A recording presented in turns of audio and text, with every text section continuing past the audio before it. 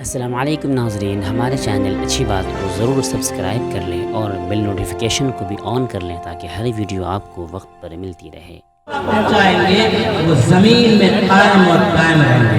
مسلمانوں، اگر آپ چاہتے ہیں اس سرزمین پر آپ قائم اور دائم رہیں تو آپ کو نافع بننا پڑے گا، لوگوں کو نفع پہنچانا ہوگا۔ رسول اکرم صلی اللہ علیہ وسلم جن کی محبت و عقیدت میں بہترین نعتیں آپ لوگوں نے سماعت فرمائی، ہمارے بعض نوجوان جھوم بھی رہے تھے، اس محمد عربی صلی اللہ علیہ وسلم کا مبارک اسوہ 40 سال تک یہ رہا کہ آپ صلی اللہ علیہ وسلم نے صرف اور صرف انسانیت کا کام کیا ہے، انسانوں کا ساتھ دیا ہے، انسانیت کی خدمت کی ہے۔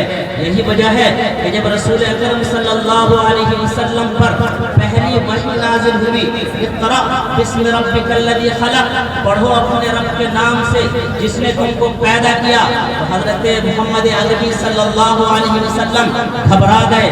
جب حضرت خدیجہ رضی اللہ تعالی عنہ کے پاس آئے تو حضرت خدیجہ رضی اللہ تعالی عنہ، سنیے آپ اس سے دو باتیں معلوم ہوتی ہے، ساری دنیا کو تسلی دیتے ہیں محمد عربی صلی اللہ علیہ وسلم، ساری دنیا کو سمجھاتے ہیں محمد عربی صلی اللہ علیہ وسلم، لیکن گھر کے اندر اگر نیک بیوی اور نیک خاتون ہو حضرت خدیجہ رضی اللہ تعالی عنہ کی طرح، تو جب رسول اکرم صلی اللہ علیہ وسلم گھبرا کر کے گھر میں تشریف لاتے ہیں تو حضرت خدیجہ رضی اللہ تعالی عنہ رسول اللہ صلی اللہ علیہ وسلم کو تسلی دیتے ہیں۔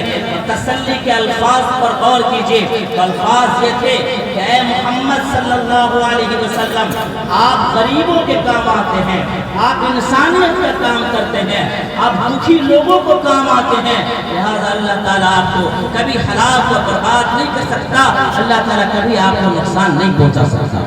تو ایک میسج ہم کو یہ ملتا ہے، جو انسانیت کا کام کرے گا وہ ہلاک و برباد نہیں ہوگا۔ یہیں پر ایک دوسرا میسج ملتا ہے کہ محمد عربی صلی اللہ علیہ وسلم پر جب قرآن مجید نازل ہوا، آپ صلی اللہ علیہ وسلم نے اپنی زبان مبارک سے سب سے پہلے جس انسان کو قرآن مجید سنایا وہ کوئی مرد نہیں تھا بلکہ ایک عورت تھی، حضرت خدیجہ رضی اللہ عنہا۔ لہٰذا اے مسلمانوں، قرآن کی تعلیم سے، دین کی تعلیم سے اپنے بیٹوں کو آراستہ کرتے ہیں، مبارک ہو، لیکن اس کے ساتھ ساتھ اپنی بیٹیوں کو بھی قرآن کی تعلیم سے، دین کی تعلیم سے آپ آراستہ کیجئے۔ اور اگر آپ نے قرآن کی تعلیم، دین کی تعلیم سے اپنی بیٹیوں کو آراستہ نہیں کیا تو انجام وہی ہوگا جو اپنے ملک میں دیکھنے کو مل رہا ہے۔ سب سے پہلی بات یہ ہے کہ محمد عربی صلی اللہ علیہ وسلم نے بھی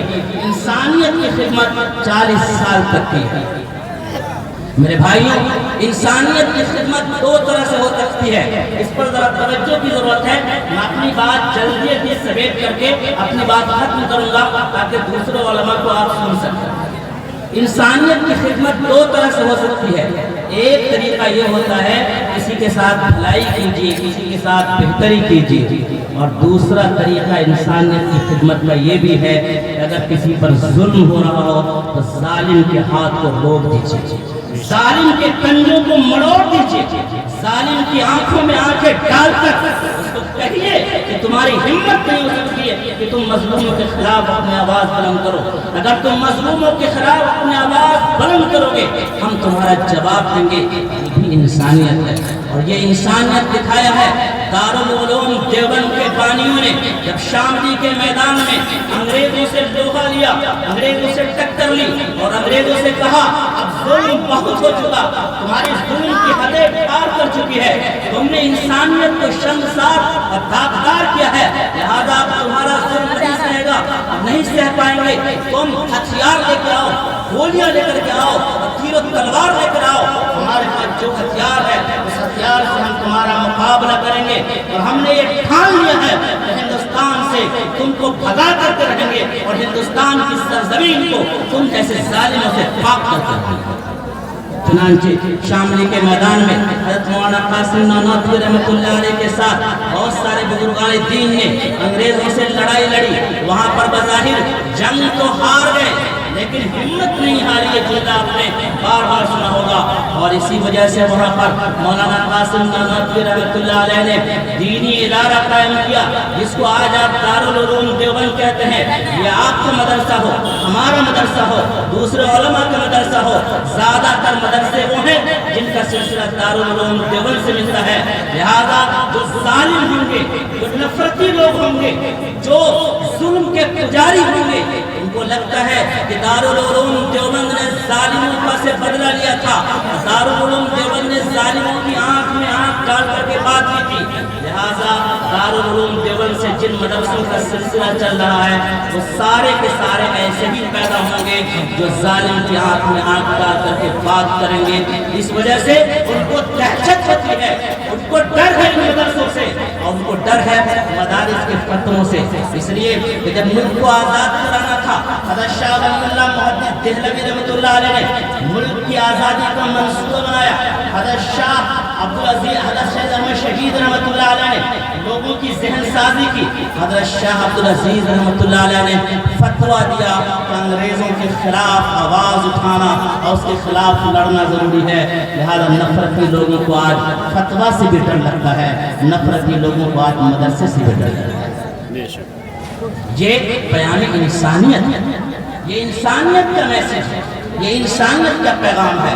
لہذا میرے بھائیوں، انسانیت کا پیغام یہ ہے کہ آپ صلی اللہ علیہ وسلم نے جس طرح سے انسانیت کی خدمت پر فرمائی ہے، آپ کو ہم کو بھی اسی اسوے پر، اسی نقش قدم پر چل کر کے انسانیت کی خدمت کرنی ہوگی۔ یہی انسانیت کی خدمت وہ ہے جو انسانوں کے دل کو جیتے، یہی انسانیت کی خدمت وہ ہے جو انسان کے دل میں جگہ بناتی ہے، اور یہی انسانیت کی خدمت وہ ہے جس سے انسان پیارا بن جاتا ہے۔ اور اسی انسانیت کی خدمت کے لیے آج یہ پیام انسانیت کا لگا ہے۔ ملک جب نفرت کی آندھیوں میں ڈوب چکا ہو، اس وقت پیام انسانیت کی آواز لگانا، محبت کی آواز لگانا انتہائی ضروری ہے۔ اور یاد رکھیے، جب نفرت کی آواز لگتی ہے، نفرت کی آگ لگتی ہے، اس پر اگر محبت کا پانی چھڑکیں گے، اس یقین کے ساتھ محبت کا پانی چھڑکیے، ایک دن محبت نفرت کی آگ بجھ کر کے رہے گی اور انشاءاللہ محبت کی جیت ہوگی۔ اس کے لیے آپ کو چند کام کرنا ہوگا۔ سب سے پہلا کام یہ کہ چونکہ آج کا یہ جلسہ قرآن مجید کی مناسبت سے ہے، قرآن مجید نے آپ سے فرمایا ہے لا تسبوا الذین یدعون من دون اللہ فیسبوا اللہ عدوا بغیر علم۔ اگر کوئی اور آپ کے مذہب کو اور آپ کے دھرم کو برا کہتا ہے تو آپ کسی اور کے دھرم کو برا مت کہیے، ان کے پیشوا کو برا مت کہیے۔ وہ نادانی میں ہمارے پیشوا کو برا کہہ رہے ہیں، یہ ان کی نادانی ہے، ہم ایسا کام نہیں کرتے۔ راہ چلتے ہوئے اگر کوئی کتا ہمارے پیر میں کاٹتا ہے تو یہ اس کا طریقہ ہوتا ہے، ہمارا طریقہ یہ نہیں ہوگا کہ ہم بھی اس کے پیر کو پکڑے اور اپنے دانت لگا کر کے کاٹے۔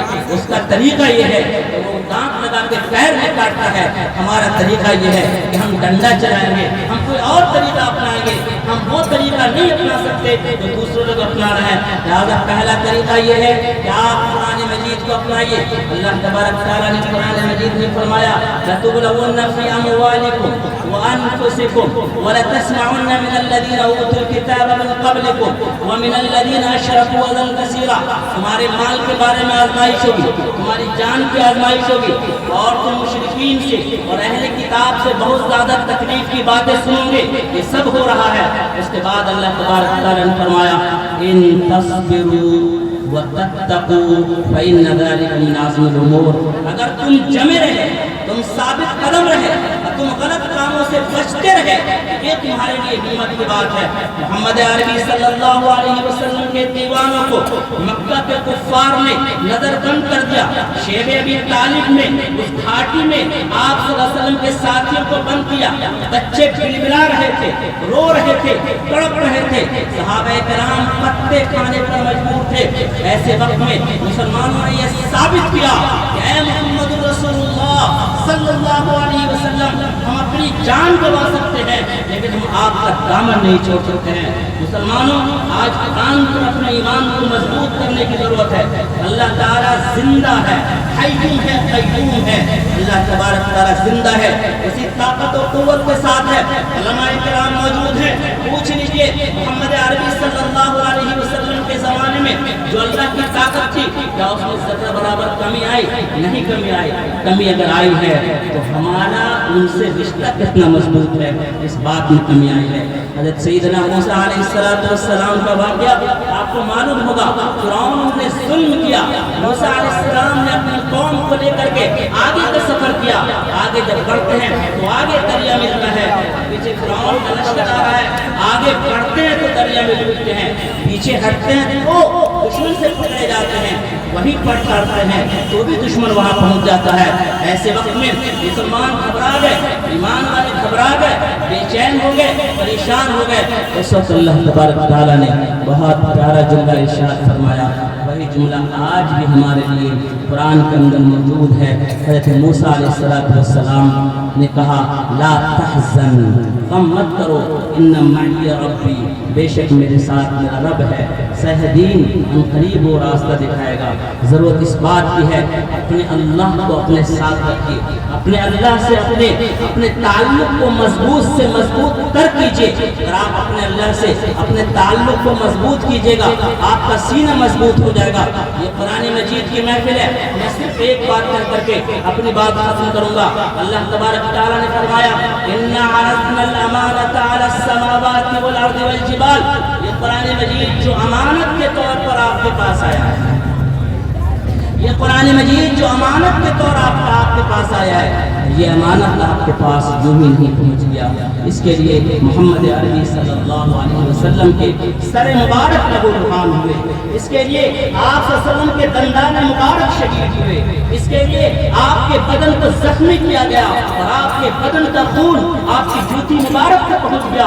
اتنی قربانیوں کے ساتھ, ہزاروں صحابہ کی قربانی کے بعد یہ دین اور یہ قرآن اور اسلام کی امانت ہم تک اور آپ تک پہنچی ہے. اگر یہ ہمارے گھروں میں قرآن ضائع ہوتا رہا, ہمارے گھروں سے دین ضائع ہوتا رہا, شادی میں بیاہ میں پھپھا کو راضی کر لیا آپ نے, خالو کو راضی کر لیا آپ نے, ماموں کو راضی کر لیا آپ نے, لیکن اسی شادی بیاہ میں اللہ اور رسول کو آپ نے ناراض کیا, تو میرے بھائیوں قیامت کے دن محمد عربی صلی اللہ علیہ وسلم کی ان باتوں کا جواب دیجیے گا کہ جس دین کے لیے میں نے اپنے دندان مبارک کو شہید کیا اس کو تم نے کیسے ضائع کر دیا, جس دین کے لیے اپنے سر کو لہو لہان کر دیا اس کو تم نے کیسے برباد کر دیا. اس کا جواب دینے کے لیے ہم لوگوں کو تیار رہنا چاہیے.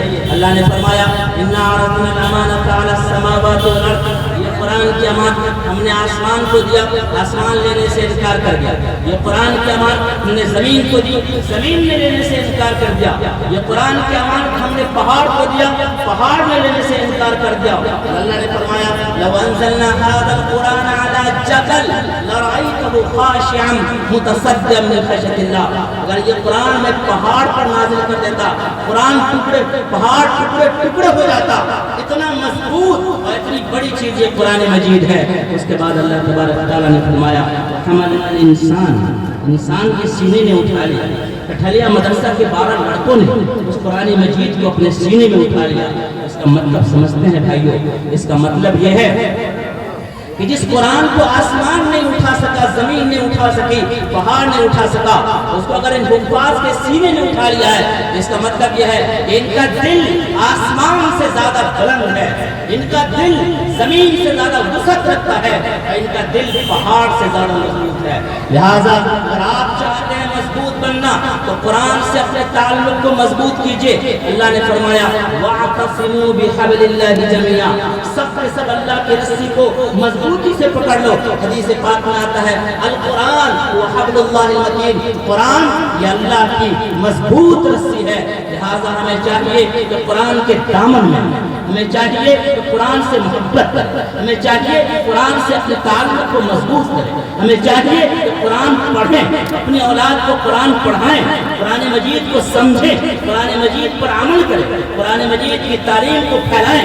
جو ادارے قرآن مجید کی تعلیم کو پھیلا رہے ہیں ساتھ دیں, ان کا سہارا بنیں, ان کے قدموں کو مضبوط کریں. کم سے کم اتنا کریں کہ جو مدرسے میں بچے پڑھ رہے ہوں, راستے سے گزرتے ہوئے ایک بار مدرسے میں جائیے, پیار بھری نگاہ سے ان بچوں کو دیکھیں, حسرت کی نگاہ سے ان بچوں کو دیکھیں, اور دل میں دعا دیجیے اس بچے نے قرآن مجید کو اپنے سینے میں محفوظ رکھا ہے. اس کو اٹھلیا کی سرزمین سے یہ قرآن لے کر پوری کائنات میں پھیل جائے. پٹیا سے پچھل دنیا جائیں جو گے پیاسی ہے, مدر دنیا چک جو سے ترس رہی ہے, دنیا مدر جو چک سے نفرت جاؤں کی گا بیماری کی ہے, اس میں محبت کا امن کا میسج پیغام لے کر کے یہ بچے پوری دنیا میں پھیل جائے. یہ دعا ان کو دیجیے میرے بھائیوں. میں انہیں آپ کے ساتھ اپنی بات ختم کرتا ہوں. زبان اور فکر کی دنیا میں تم قرآن بن جاؤ, عمل کردار میں سرکار کا فرمان بن جاؤ. اٹھو دینی مبی کی شان بن جاؤ. سنو المختصر تم ایک صحیح انسان بن جاؤ. وآخر دعوانا الحمدللہ رب العالمین.